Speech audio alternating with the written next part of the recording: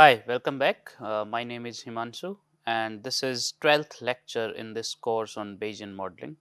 The topic for today's lecture is likelihood function. But before going into what exactly a likelihood function is, I just want to wrap up what we started in the previous lecture. That is how to use the probability distributions in R. Okay, so we already know about probability distributions. So we are going to see how to use these probability distributions in R. So primarily how to generate random values of your random variable, right? So how to generate values of your random variable from a probability distribution.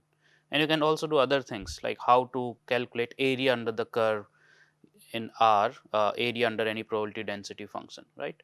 So we'll see how to do all those operations. Okay, because this is a very important skill that you need to learn in order to work with these Bayesian models in R. Okay, if you are not comfortable with R, you can do all these things in Python as well. It would be very easy to do all this in Python as well. Okay, so you just need to figure out what is the right function to generate random values from a distribution, right? So for example, we were talking about binomial distribution in R in the previous lecture, and we saw that the function that we use to generate random values from a binomial distribution is R binom.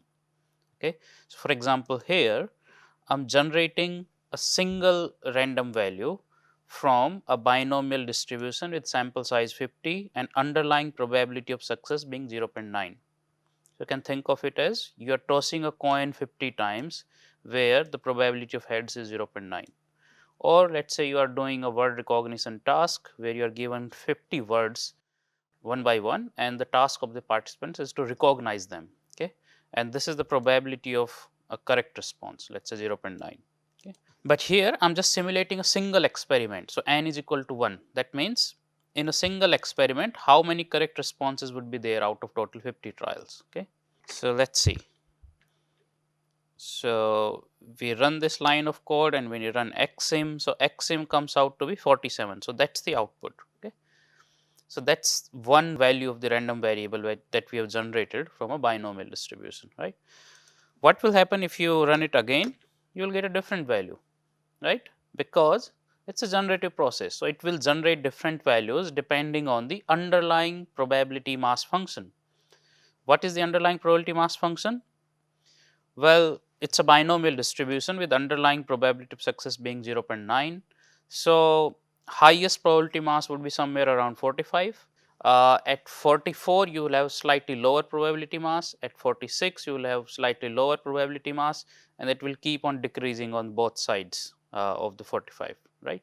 And you might have zero probability mass beyond, let's say, 30 for values less than 30, right? So that's how it works, and that's how it will give us values, right? So it will give you, mostly it will give you values between, let's say, 35 and 50, right? Here I'm not simulating these experiments one by one, but I'm simulating 10,000 experiments in a single line of code, right? So I'm simulating 10,000 experiments, assuming that each output, the number of correct response in each experiment, has a binomial distribution with sample size 50, underlying probability of success 0.5, and let's see what happens. Well, let's say 0.9. Okay, so let's see what happens. When I simulate this, I get 10,000 values in basically in each experiment, and when I draw a histogram of all these values, I get a histogram like this. So what this histogram shows us is that most likely, um, so the highest probability mass is actually at 45. Okay, but even at 46 you have some probability mass, almost similar probability mass but slightly lower. At 44 and at 47 you would have lower probability mass, right? And it keeps on decreasing. Beyond 36 you do not see any data points here. So even when you are generating 10,000 experiments, you do not get an experiment where you observe less than 36 number of successes, right? So that's how a binomial distribution works, right? So if this is indeed the true generative process, right? If this is the indeed true generative process behind an experiment, and if you repeat this experiment 10,000 times, then this is how the data would look like. Okay, the data you are seeing in this graph, in the histogram, right? Let us see how do we draw the um, graph of the probability mass function. So let's say underlying probability of success is 0.9, and we want to draw a graph between, let's say, 20 and 50, or maybe you can take values from 1 as well, okay, or maybe 0. 0 is also possible. So these are all the possible values of the random variable x, right? Let us generate this. This is what you see. See in this graph, um, for values less than around 38, okay, all these values of the random variable have probability approximately near 0, but the values greater than 35 have some probability, right? And the highest probability mass is here, then slightly lower here, here, right? And it keeps on decreasing on both sides, right? So you get a graph like this. Now this is a discrete graph, by the way, right? This is not continuous because you do not have any probability between, let's say, 44 and 45, right? Probability between 44 and 45 is unknown here. Basically, you can say 0, right? But there is some probability at 44 and 45, right? It's a probability mass function. So that's how you would draw the graph. Never join these dots together, okay? All right. So this was for a binomial distribution, right? By the way, the function I have used here to draw the graph of probability mass function is d binom function, right? So this function is different from r binom. Using r binom, you generate random values from binomial distribution. Using d binom, you calculate probability mass or probability density of a given value of random variable. Okay, so that's the difference. Let us do all these operations for, let's say, a normal distribution.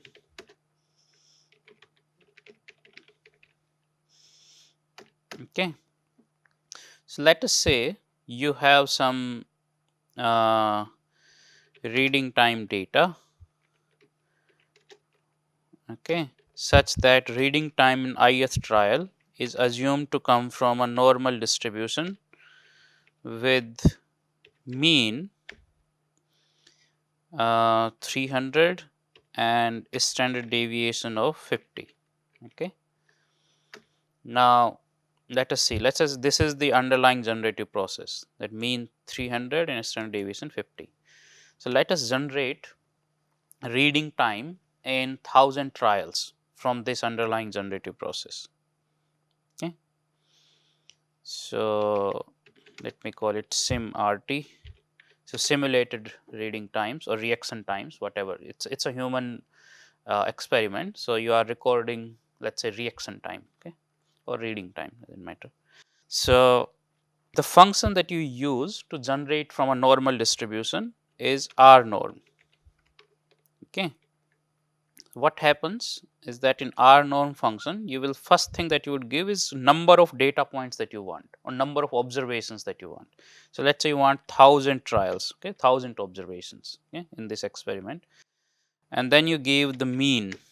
So what is the mean parameter? Okay, so mean parameter here is 300 and SD is 50.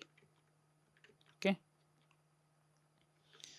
so this would give us 1000 observations of simulated reaction time from this particular distribution. What is the distribution? Normal distribution with mean 300, sigma 50. Okay, this is how the values would look like. Remember, this is a continuous distribution now, so that's why you see these fraction values, right? 387.7337, right? So you don't see integer values anymore. Now let us draw a histogram of simulated RT and let's see how it looks like. This is how the histogram looks like. See,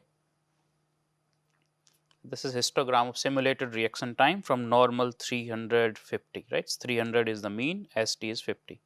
What you would see is that the mean value is around 300. So 300, you can see here, it's the mean of this distribution, and it would be approximately 300 because just a sample from this distribution, right?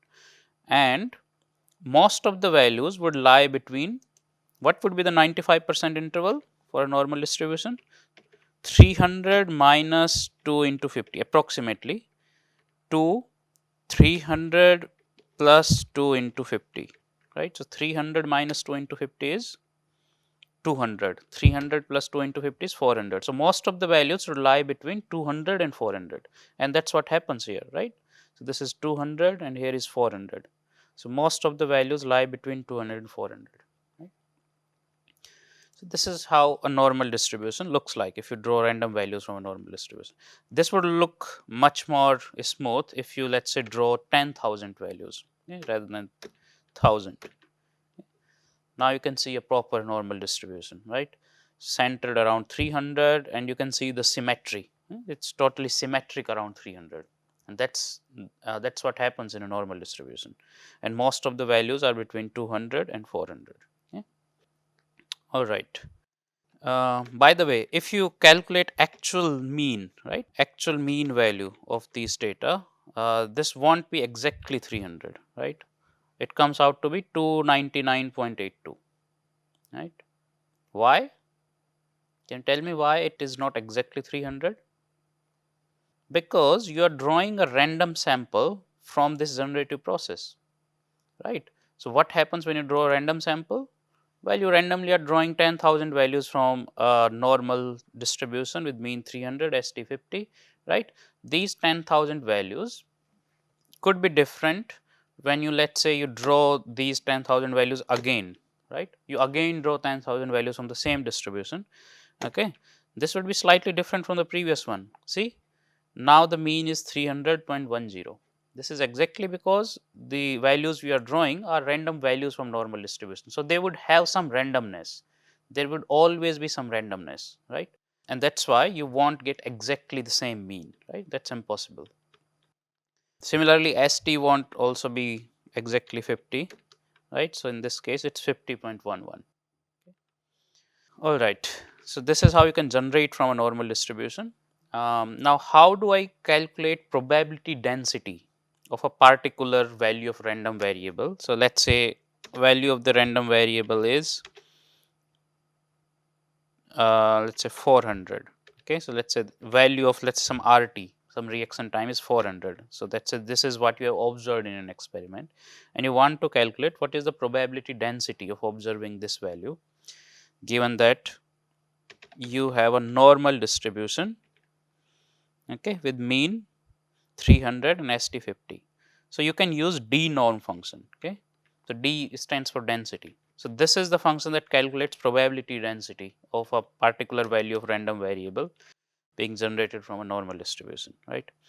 So, x is RT, or you can just write 400. So, for this value you want to calculate this probability density, and mean of the distribution is 300, ST is 50. So, this would give us probability density for 400, and this is what the value is, 0.00107, right. Similarly, let us say you want to calculate it for 300, it would come out like this, and slightly higher than 400 because 300 is closer to the mean. That is why this probability density is higher. Right. You can also calculate these probability densities for multiple values. So, let us say you want to calculate it for multiple values, let us say 200, 300, 400, 500, right. You can calculate for all these values in a single line of code, right. So, I am getting these probability density values for all these, sorry, there's dot. So, there are 4 probability density values corresponding to each value of RT, right. I can use this to draw the graph of probability density function as well, right. How? So, let us say I create a vector of RTs, let us say from using sequence function, I can generate it from, let us say, 100 to 500, and how many data points I want between 100 and 500, let us say 10,000. Okay. So, it will equally break this real line between 100 and 500 into 10,000 points, and for each point I can calculate probability density using d norm function. Okay. So, here I will pass on RT, mean is 300, ST is 50, right. So I have calculated RT as well as density. Now if I plot RT versus density, I will get a graph of probability density function of a normal distribution. You can see that the highest point is at 300, and this is the mean and median as well, and there is a symmetry around this mean, right, and the ST is 50. So this is the graph of the probability density function, the normal distribution, right. All right. So in the same way, you can basically use other distributions in R as well. For example, Poisson distribution and beta distribution, right. You can also do a couple more things. So for example, let's say this is the probability density function, right, and you want to calculate area under the curve between 300 and 400. So let's say between this point and this point, how would you calculate area under the curve, right. So there is a function called P norm. P stands for probability. Okay, so norm stands for normal distribution. So what this function does, it calculates probability of observing a value between minus infinity and to a particular value of x. So let's say if I ask it to generate how much is the probability mass between minus infinity and 300. So basically what is the area under the curve from minus infinity to 300. Okay, so I can use P norm function. So I will give 300 here, mean is 300, ST is 50. Okay, do you know what would be this probability between minus infinity and 300? This is a normal distribution. It should be 0.5, right, because this is exactly half area between minus infinity and 300. 300 is the mean value. See, so you see 0.5. So let's say you want area under the curve between 300 and 400.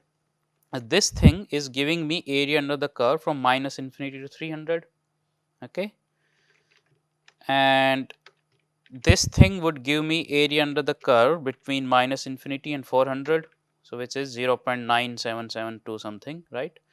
If I subtract area under the curve from minus infinity to 300 from area under the curve from minus infinity to 400, so what I would be left with would be area under the curve between 300 and 400, right. So this is exactly comes out to be 0.4772, right. So this is how I can calculate area under the curve between 2 points. Okay, you can also calculate quartile. So basically range of a particular probability interval. So using a function called Q norm, right. So let's say I want to calculate between which two values I have 95% probability mass. Okay. So for that, what I can do is this. Let's say I will leave 2.5% probability mass on the left hand side, 2.5% probability mass on the right hand side. So the probability mass in this region would be basically 95% in the central region, right. So how do I do that? I can do it like this. I would write the quartiles here. So I want probability mass between 0.025 and 0.975. So basically this 95% region, middle region, right, from a normal distribution with mean 300 and ST 50. Okay. So this gives me 202.0018, 397.9982. Right. This is exactly the 95% region, basically the region which contains 95% probability mass in a normal distribution with mean 300 and ST 50. Okay, so this is the exact value. We calculated approximate value which was between 200 and 400. This is the exact value. All right. So this is it from probability distributions in R. Okay. Now this would be very useful in calculating likelihood function and further on in working with Bayes theorem, right. So we will come back to this later. For now, we will start what exactly is a likelihood function. So you already know about probability density function. So let's say you have a continuous random variable x. So x is a continuous random variable. and the underlying probability density function, okay, for this random variable x is f of x theta. So, this is the underlying probability density function. By the way, you can write statements like this, right. See here, I am using this wave sign, simulation sign. This is called a simulation sign. What I am saying is that x is being drawn, x is a random variable, right. So, values of this random variable are drawn from this generative process f of x theta, right, because this probability density function is our assumption about the generative process. So, what we are saying is that values of this random variable x are being drawn from this generative process. Values of this random variable comes from this generative process f of x theta, right, where f of x theta is the probability density function of this random variable. Okay. So, this was your continuous random variable and this is probability density function. Okay. Can you draw the graph of the probability density function? How would you draw the graph of a probability density function? You just drew it for normal distribution in R, right? But importantly, in order to draw the graph of the probability density function, right, the things that you need to remember is that graph of PDF means that random variable x is on the x axis, right. So, we are going to draw what is the probability density of each value of the random variable, of each value of x, right. That is what we want to draw, right. So, something like this. So, we want to draw a graph like this, but this function, the probability density function, is a function of two arguments. It takes x as well as theta. It has two arguments, x and theta. Then how you can draw a graph only with respect to x? Okay, it is not possible unless you take some fixed value of theta. So, let us say you assume theta equals to let us say some value 0.7, I do not know, it would depend on what the PDF is, right. Once you assume a fixed value of theta, only then you can draw the graph of PDF. So, basically graph of the probability density function is the graph between values of the random variable and corresponding probability densities under some assumed fixed value of theta. So, when theta is known, okay, you call it known and fixed. Okay. So, when theta is known and fixed, you can draw the graph of the PDF, right. So, for different values of x, you can calculate what would be the probability density because theta is known, right. Remember when we were drawing graph for PDF for normal distribution, we were assuming that mu was known and ST was known. Only then you could draw the graph of PDF of normal distribution, right. Otherwise, you can't draw. Okay. So, this is called the graph of probability density function. Now, this is something you can draw before even seeing any data. Okay. What do I mean by that? So, let us say you do an experiment, you plan to do an experiment, okay, plan to do an experiment, okay, where your random variable is x. So, basically the outcomes you are going to observe in this experiment is exactly this random variable x, right. So, values of this random variable, okay, and you have already assumed that x, the outcome in your experiment, would come from f of x theta. So, this is your assumption about the outcome of the experiment, right. Once you have made the assumption, then you can draw or visualize what kind of data you might expect in this experiment. So, you can draw a probability density function with respect to values of x, assuming some fixed value of theta. And if you are not sure about what would be theta, you can draw these graphs for different values of theta as well, right. But this is just for visualization, that what kind of values you might expect in this experiment for a given value of theta, right. So, this is something you are doing before seeing any actual data, right. So, this is the graph of your assumptions. Okay. So, the graph of PDF can also be called the graph of your assumptions, right. And what are the assumptions? In this case, you are assuming that x comes from f of x theta and theta equals to 0.7. So, you are drawing this graph under these assumptions. Okay. Now,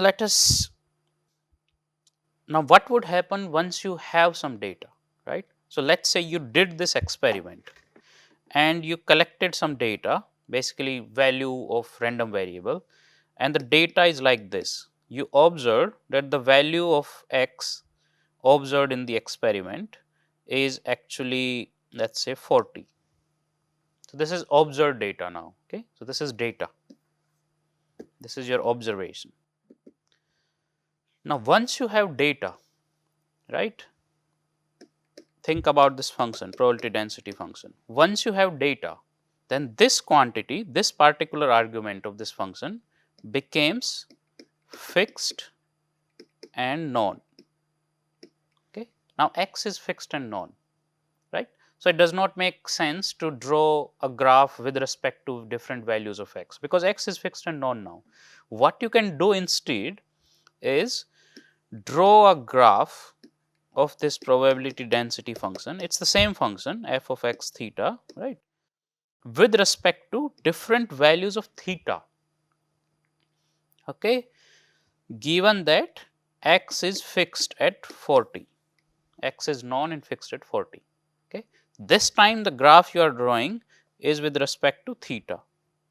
Okay. So, let us say here is 0.7, here is 0.5, here is 0.8, here is 0.9, right, something like this. So, this is a graph of this probability density function with respect to theta. What is happening here is this, that this graph is telling you that if you assume that x, the outcome in your experiment, comes from f of x theta, and you observe in your experiment that x equals to 40, right, then these values of theta are likely to generate this data x equals to 40, right. So, under the assumption that outcome in your experiment comes from f of x theta, these values of theta are likely to generate the observed data x equals to 40, right. Which values of theta? So, you will see that some values of theta have higher density, some values of theta have lower density. Interpretation is this, that these values of theta, so let us say this value of theta is more likely to generate the data x equals to 40 compared to this value of theta. So, this value of theta is less likely, let us say 0.75 is less likely to generate x equals to 40, 0.7 is more likely to generate x equals to 40, and let us say something like 0.9 is almost unlikely to generate this data, right. So, what this graph is telling you is that which values of theta are more likely to generate the data x under the assumption that x comes from f of x theta. Okay. So, which values of theta are more likely to generate the data and which values of theta are less likely to generate the data, right. So, in this case you can say 0.7 is most likely to generate this data. Values around 0.75, 0.65 they are less likely to generate this data. Values around 0.9 are almost unlikely to generate this data, right. This graph is called a graph of the likelihood function. Okay. So, this function f of x theta with respect to theta, this function is called the likelihood function. Okay. This is called the likelihood function. Okay. And you can say the difference.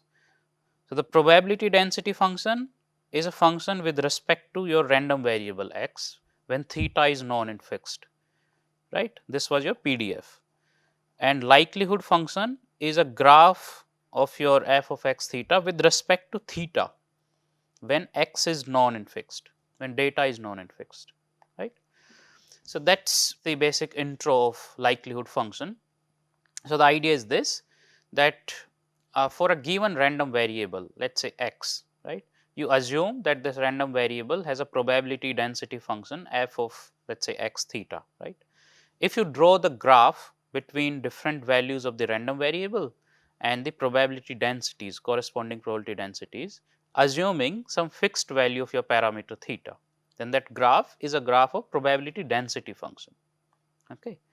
But if you draw the graph between theta and probability densities, assuming some fixed value of your random variable, some fixed values of your random variable, then that graph is a graph of a likelihood function, right?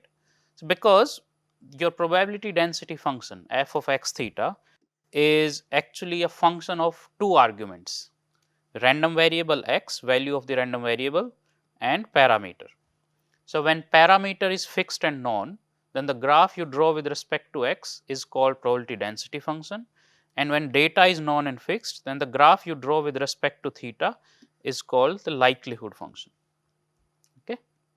So, we will come back to the likelihood function in the next lecture. Thank you.